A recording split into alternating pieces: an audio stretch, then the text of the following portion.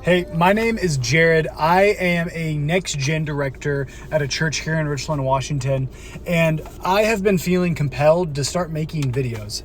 I don't know if they'll add value to your life. I don't know what they will do for you, but what I am passionate about is the idea of being rooted and settled in places that seem difficult. I've been at my church for the last 7 years.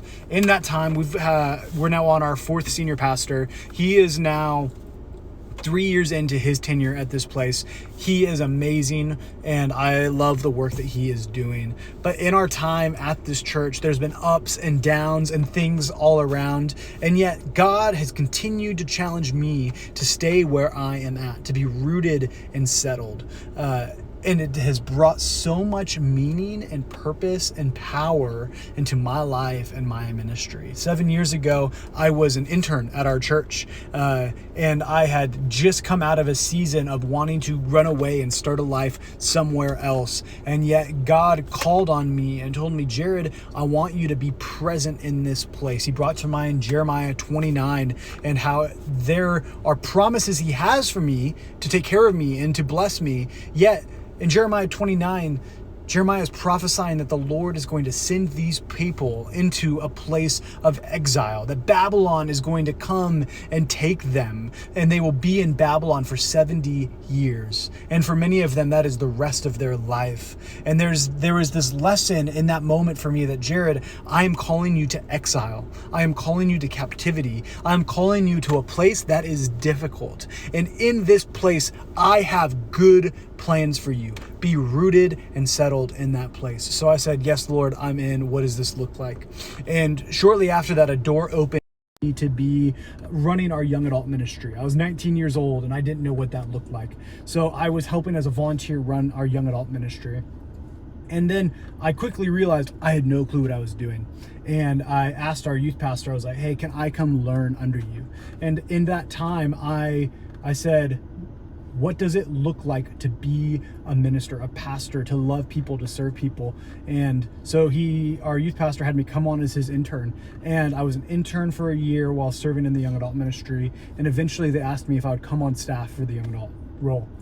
And in those years of running young adult ministry, there was so many fruitful and powerful moments of seeing the Spirit work. And there's so many moments of why is everything going wrong?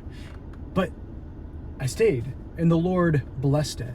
And shortly after that, I started getting brought into more things, helping out in the youth ministry, helping out with an internship program. And eventually I ended up being full-time for all of the different responsibilities that I had. And it was good, but it was hard. And after a few years of that, things got difficult again. Our next gen pastor left, our executive pastor left, one of my mentors left, and I was going through a lot.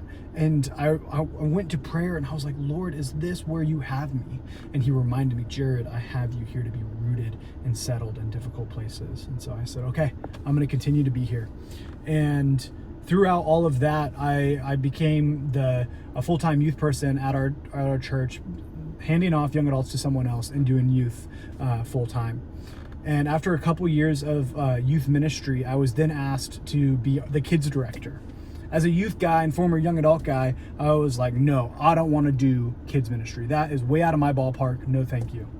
And then I just felt like Jesus came to me after that and was like, I have put these leaders in authority over you for a reason. Listen to them, obey them. And so I said, okay, I'll do it. And for 2 years, I served as our kids director. And that was way more of a blessing than I ever thought it would. Stepping into something that was completely out of my comfort zone, but staying rooted in the same community that God had called me to. I got to know our families better. I got to know our kids better. I got to know our volunteers better. And in that, I felt like I understood what it meant to be part of the Bethel family for the first time in a long time.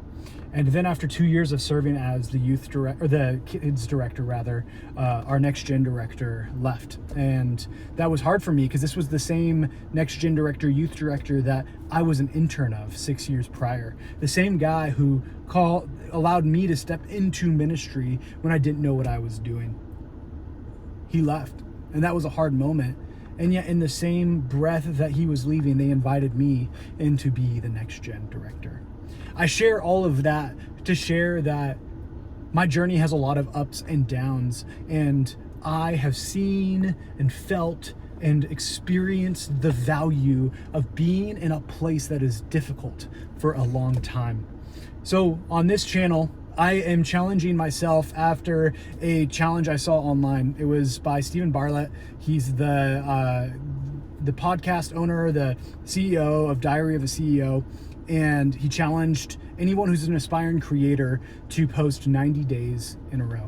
And so I'm going to do this. I'm going to talk to you guys about what it looks like to be rooted and settled. Talk about the different things I'm wrestling with in youth ministry and next gen ministry and kids ministry and 0 to 18 discipleship.